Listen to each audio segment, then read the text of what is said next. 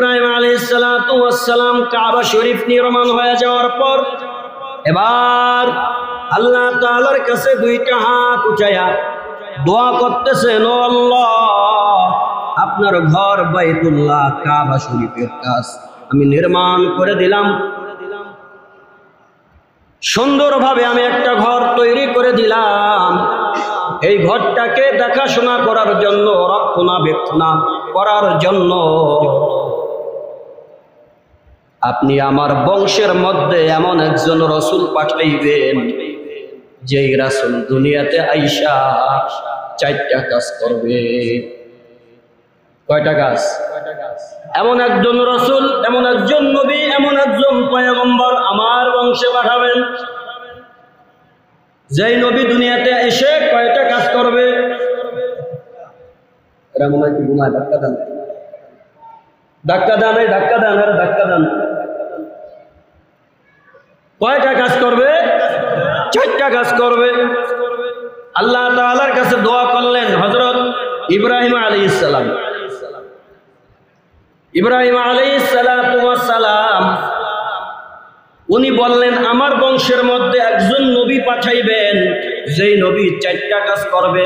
ইব্রাহিম আলাইহিস সালাতু ওয়াস সালাম উনি এই কথা বলেন নাই, আল্লাহ আপনি আমার বংশের মধ্যে শেষ নবী পাঠান, এই কথা উনি বলেন নাই। যার কারণে আল্লাহ রাব্বুল আলামিন ইব্রাহিম আলাইহিস সালাতু ওয়াস সালামের দুইজন সন্তান ইয়াকুব আর হযরত ইসমাঈল, ইয়াকুব আলাইহিস সালাতু ওয়াস সালামের বংশের মধ্যে হাজারো নবী আল্লাহ পাঠাইছেন, কিন্তু হযরত ইসমাঈল আলাইহিস সালাতু ওয়াস সালামের বংশের মধ্যে শুধু একজন নবী পাঠাইছেন, যিনি হলেন রাহমাতাল লিল আলামিন। সুবহানাল্লাহ বলেন না? ইব্রাহিম আলাইহিস সালাম দোয়া করেছেন, আমার বংশের মধ্যে এমন একজন নবী পাঠান, যিনি কয় কাজের দায়িত্ব পালন করবে দুনিয়াতে আইসা। তাহলে ইয়াকুব আলাইহিস সালাতু ওয়াস সালাম, সেটা হতো তার বংশ, সেই জায়গায় অসংখ্য হাজার হাজার নবী এসেছিলেন। ওই নবীদেরকে আল্লাহ এই চারটা কাজ দেয় নাই, শুধু ইসমাঈল আলাইহিস সালাতু ওয়াস সালামের বংশের মধ্যে আপনার আমার নবী মুহাম্মদ এসেছিলেন, তারে চারটা দায়িত্ব দিয়ে আল্লাহ দুনিয়াতে পাঠাইছেন। সুতরাং বোঝা গেল, যেহেতু হাজার হাজার নবীদের মধ্যে এই চারটা কাজের দায়িত্ব দেয় নাই, সুতরাং এই চারটা কাজের দাম আর মূল্য বেশি। সুতরাং এই চারটা কাজের দাম আর মূল্য বেশি হওয়ার কারণে আল্লাহ দামি মানুষ আর শেষ নবী মুহাম্মদুর রাসূলুল্লাহকে দায়িত্ব দিয়ে তারপরে দুনিয়াতে প্রেরণ করেছেন। ইব্রাহিম আলাইহিস সালাতু ওয়াস সালাম আমাদের জাতির পিতা। ইব্রাহিম আলাইহিস সালাতু ওয়াস সালাম আমাদের কি পিতা? জাতির পিতা আর কেউ নয়, জাতির পিতা হযরত ইব্রাহিম আলাইহিস সালাতু ওয়াস সালাম। ইব্রাহিম আলাইহিস সালাতু ওয়াস সালামকে মুসলিম জাতির পিতা কেন বলা হয়? ইব্রাহিম আলাইহিস সালাতু ওয়াস সালাম যেইভাবে সমাজটাকে, রাষ্ট্রকে, দেশকে অল্প সময়ের মধ্যে সাজায়া গুছায়া আনছেন, এটা আর কেউ পারে নাই। ইব্রাহিম আলাইহিস সালাম হায়াত পাইছেন অল্প, তো ইব্রাহিম আলাইহিস সালাতু ওয়াস সালাম অল্প সময়ের মধ্যে তার নীতি দিয়ে, আল্লাহর বিধান অনুসারে সংক্ষিপ্ত আকারে যেই বিধান আর যেই নীতিটাকে উনি অল্প সময়ের মধ্যে তৈরি করছেন, আর সেই নীতি আর সেই বিষয়টাকে আল্লাহ তাআলা এতই পছন্দ করছেন, আল্লাহ রাব্বুল আলামিন সাথে সাথে ঘোষণা দিয়ে দিয়েছেন, মিল্লাতা আবিকুম ইব্রাহিম। ইব্রাহিম আলাইহিস সালাতু ওয়াস সালাম ধর্মের পিতা। ইব্রাহিম আলাইহিস সালাম ধর্মের পিতা, ইসলাম ধর্মের পিতা উনি। কারণ উনি যেভাবে সাজায়া গোছায়া ধর্মটাকে একেবারে সংক্ষিপ্ত আকারে করেছেন, এটা আর কেউ করতে পারেনি। আর এই ধর্মের নাম দিয়েছেন ইসলাম। এটা কিন্তু নবীর আমলে ইসলাম, এটা না। ইসলাম আইছে সেই ধর্মের নাম হয়েছে কোথা থেকে? ইব্রাহিম আলাইহিস সালামের আমল থেকে। ধর্মের নাম যে ইসলাম, এই ইসলাম নামটা রাখছে কে? হযরত ইব্রাহিম আলাইহিস সালাম। ইসলাম ধর্মের এই ধর্মের নাম ইসলাম কেন রাখছেন? বলে ইব্রাহিম আলাইহিস সালাম সংক্ষিপ্ত আকারে সাজায়া গুছায় এমন একটা নীতি মিল্লাত উনি তৈরি করছেন, এটাকে ইসলাম কেন রাখছে? বলে ইসলাম শব্দের অর্থ হলো শান্তি, সালামত, শান্তি। তাহলে উনি যেই ধর্মটাকে সুন্দর করে সাজায়া গুছায়া রূপ দিয়েছেন, যে কেউ এই ধর্মকে, এই মিল্লাতকে, এই নীতিকে, এই আদর্শকে মানবে, সে অটোমেটিক শান্তি পাবে।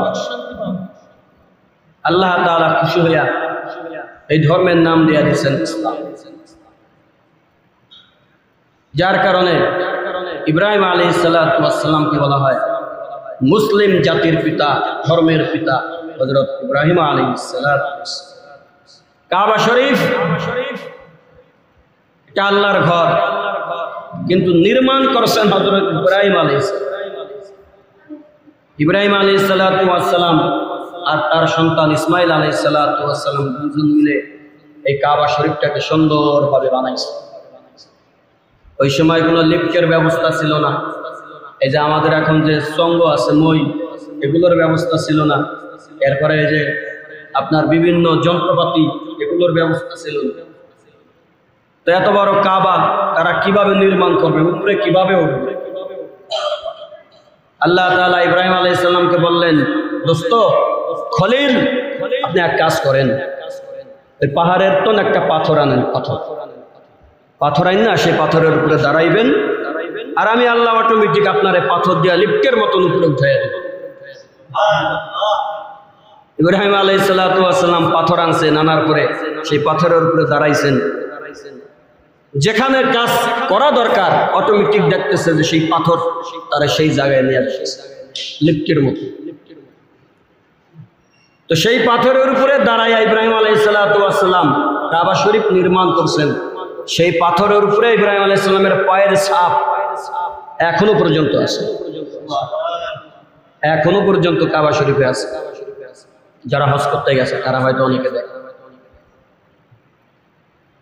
কাবা শরীফ নির্মাণ হয়ে যাওয়ার পর এবার আল্লাহ রাব্বুল আলামিনের কাছে হযরত ইব্রাহিম আলাইহিস সালাম দোয়া করতেছেন, রব্বানা ওয়াবআস ফীহিম রাসূলাম মিনহুম ইয়াতলু আলাইহিম আয়াতিকা ওয়া ইউআল্লিমুহুল কিতাবা ওয়াল হিকমাতা ওয়া ইউযাক্কিহিম ইন্নাকা আনতাল আজিজুল হাকীম।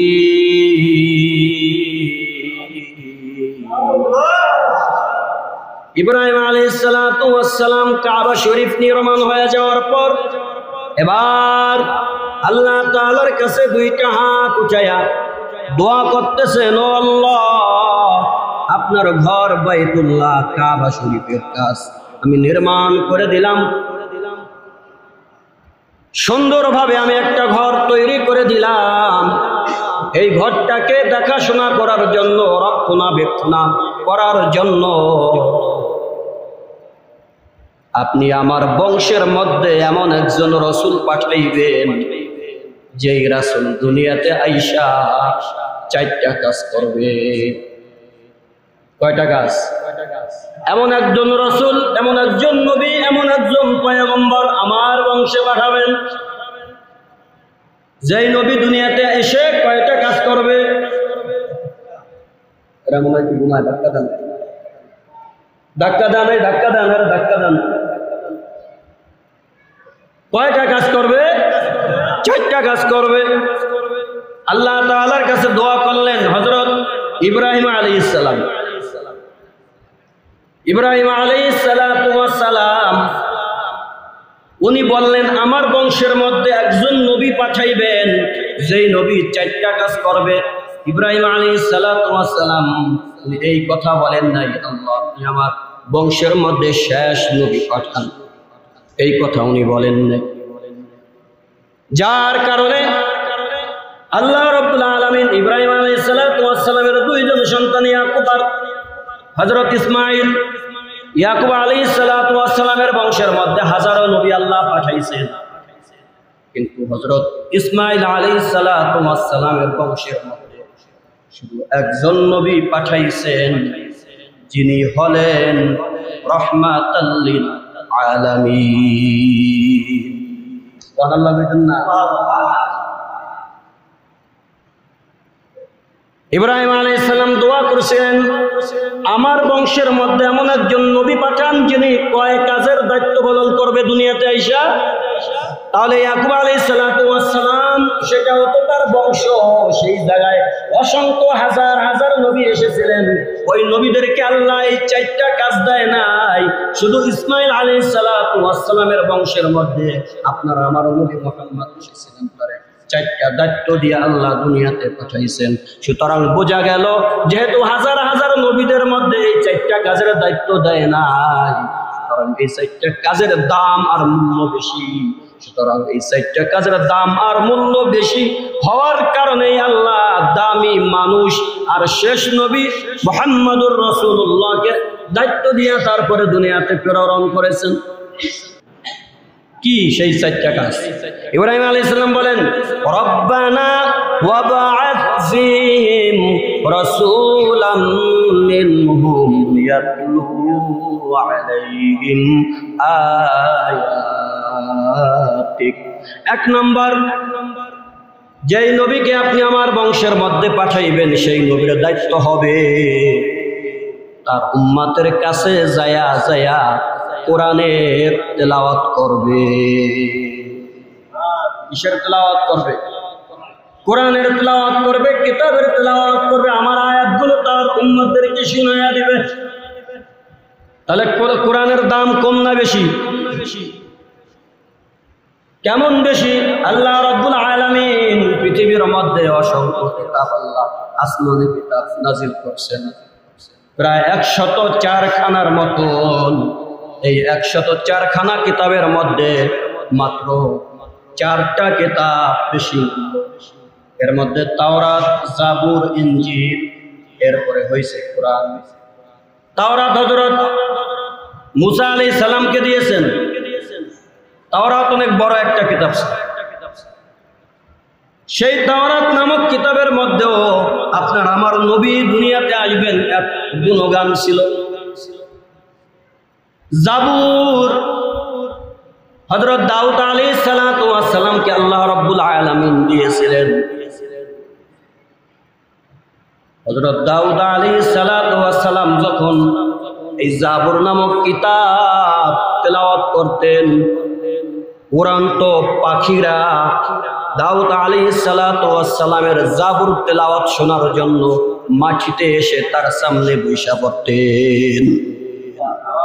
শুধু তাই না,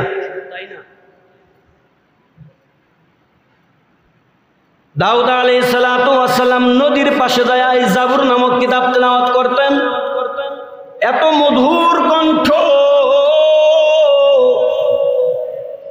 পৃথিবীর মধ্যে আল্লাহ যত মানুষ দুনিয়াতে পাঠাইছেন, সমস্ত মানুষের কণ্ঠের চাইতে মধুর কণ্ঠ আল্লাহ দাউদ নবীকে দিয়েছিলেন।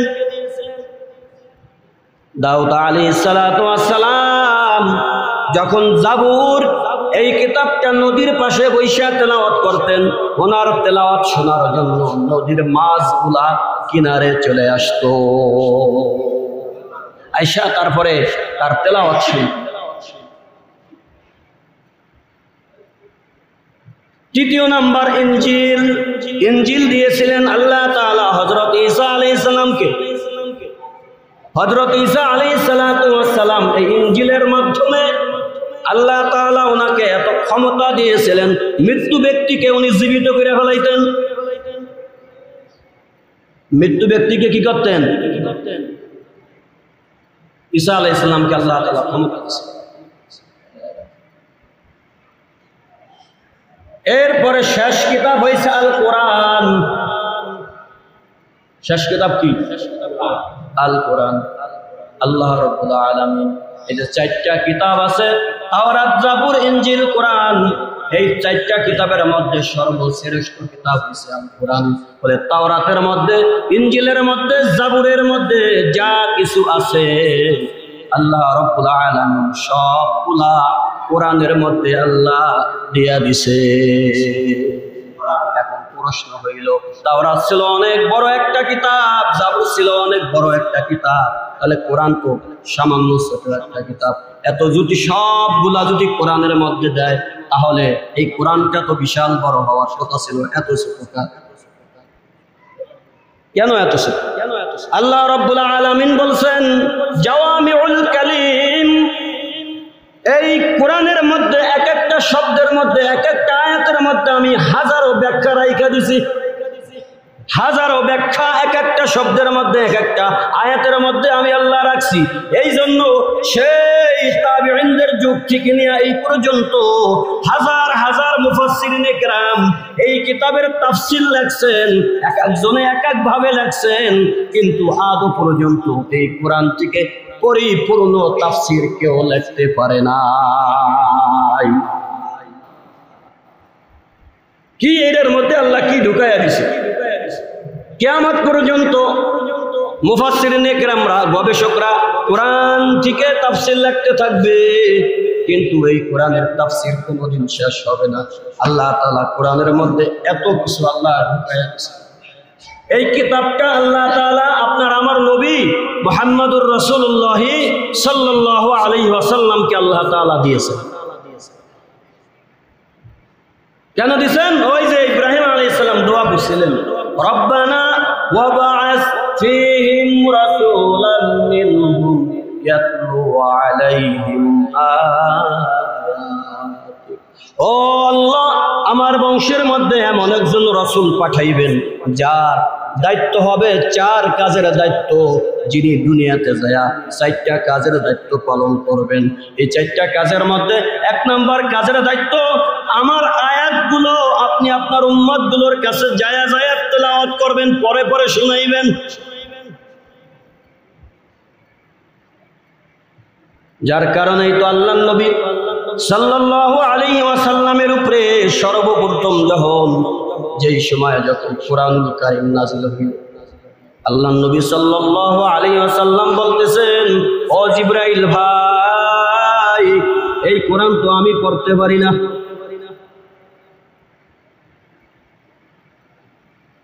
জিবরাইল এসে বলতেছেন, আপনি বলেন ইকরা বিসমি রাব্বিকাল্লাযী খলাক। আল্লাহর নবী বলেন, আমি পড়তে পারি না। জিবরাইল আলাইহিস সালাতু ওয়াস সালাম আল্লাহর নবীকে বুকের মধ্যে নিয়া এমন একটা জোরে চাপ মারলেন,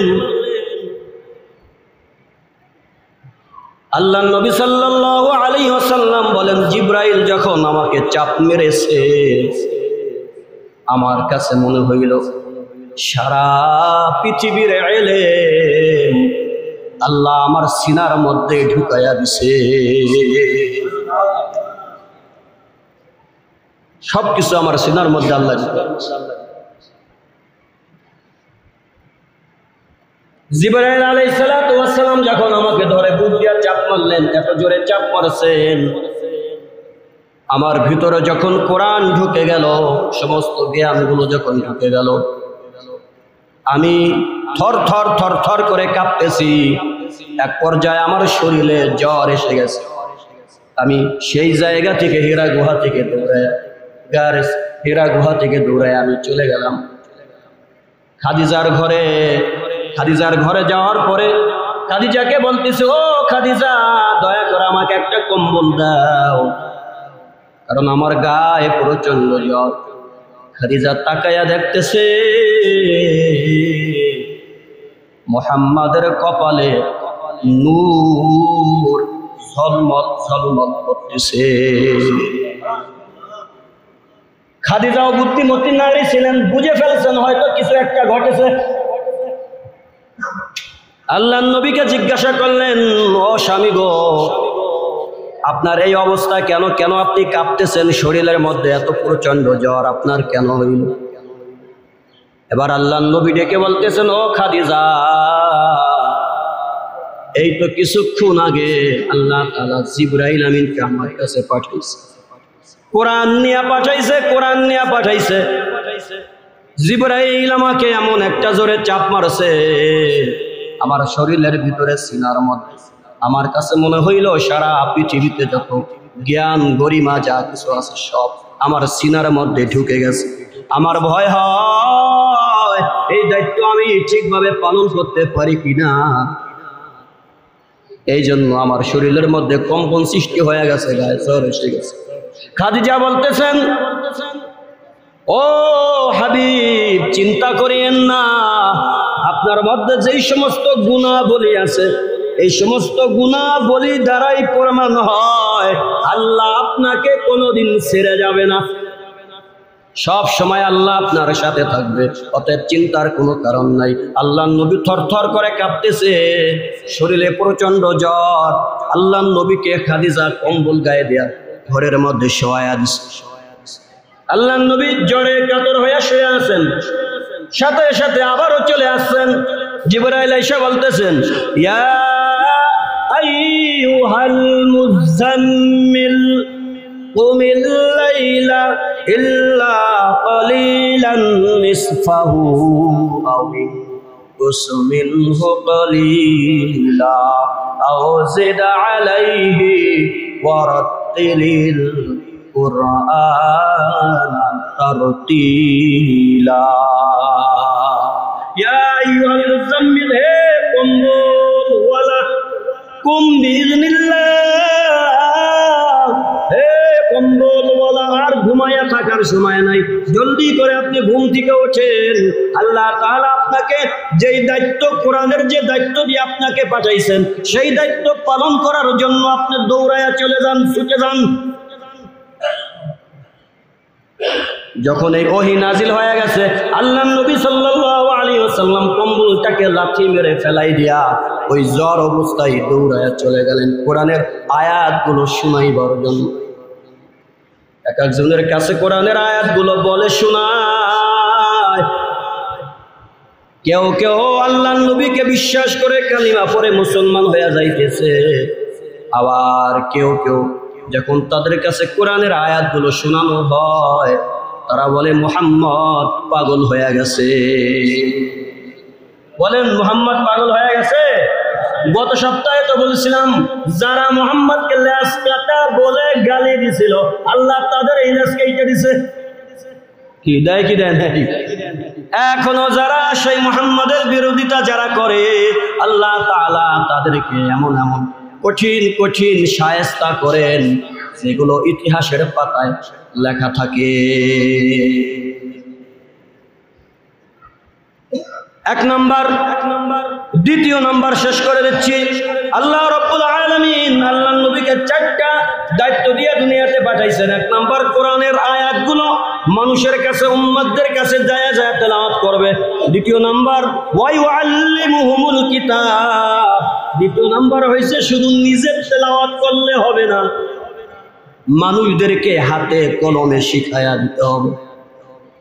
এই জন্য আল্লাহ নবী সাল্লাল্লাহু আলাইহি ওয়াসাল্লাম 23টা বছর, নবুয়তের 23 বছর আল্লাহ নবী সাহাবায়ে কেরামদেরকে শুধু কোরআনের আয়াতগুলো মৌখিকভাবে বলে নাই, আল্লাহ নবী সাহাবায়ে কেরামদেরকে হাতে কলমে এমন শিখাইছে। বলে এক একজন সাহাবী, এক একজন সাহাবায়ে কেরাম তারা অনেক বড় বড় বড় বড় হাফেজে কোরআন হয়ে গেছে, এক একজন বড় বড় কারি হয়ে গেছে, এক একজন বড় বড় মুফাসসিরে কোরআন হয়ে গেছে, এক একজন বড় বড় শাইখুল হাদিস হয়ে গেছে। 23টা বছর মেহনত করে আল্লাহ নবী এই কোরআনকে সাহাবায়ে কেরামদেরকে শিখাইছেন।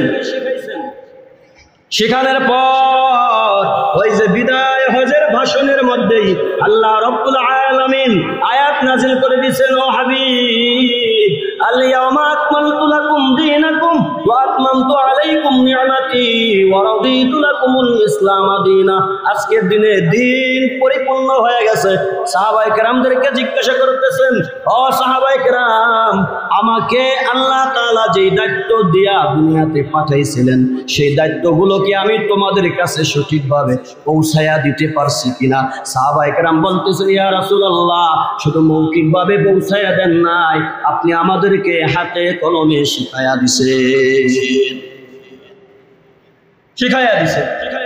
এই আয়াত নাজিল হওয়ার পরেই আল্লাহ নবী সাল্লাল্লাহু আলাইহি ওয়াসাল্লাম বললেন, আমার দায়িত্ব এখন শেষ, যেহেতু তোমরা সাক্ষী দিছো আমার দায়িত্ব আমি পালন করে ফেলছি, আমার দায়িত্ব যখন শেষ হয়ে গেছে, সুতরাং যেই 4টা দায়িত্ব নিয়ে আমাকে পাঠাইছেন সেই 4টা দায়িত্ব যেহেতু আমি পালন করেছি, এর দ্বারা বোঝা যায় আমি আর দুনিয়াতে বেশি দিন বাঁচবো না, আর বেশি দিন দুনিয়াতে বাঁচবো না। যার কারণে বিদায় হজের কিছুদিন পরেই আল্লাহ নবী অসুস্থ হয়ে গেলেন, জ্বর হলো। 11 দিনের মাথায় আল্লাহ নবী সাল্লাল্লাহু আলাইহি সাল্লাম দুনিয়া থেকে বিদায় নিয়ে আল্লাহ রাব্বুল আলামিনের কাছে চলে গেছে। দায়িত্ব শেষ। আজকে 2টা দায়িত্বের কথা বললাম। আল্লাহ নবীকে 4টা দায়িত্ব দিয়া দুনিয়াতে পাঠাইছেন। 1 নাম্বার বলেন কোরআন শরীফের তেলাওয়াত করা। 1 নাম্বার কি বলছি বলেন? কোরআন শরীফের তেলাওয়াত করা ভালো কাজ না খারাপ কাজ? আফজালুল ইবাদাতি তিলাওয়াতুল কোরআন। আল্লাহর নবী বলেন সমস্ত ইবাদতের মধ্যে সর্বোত্তম ইবাদত হইছে কোরআন তেলাওয়াত করা। এই কোরআনের তেলাওয়াত বেশি বেশি করা দরকার।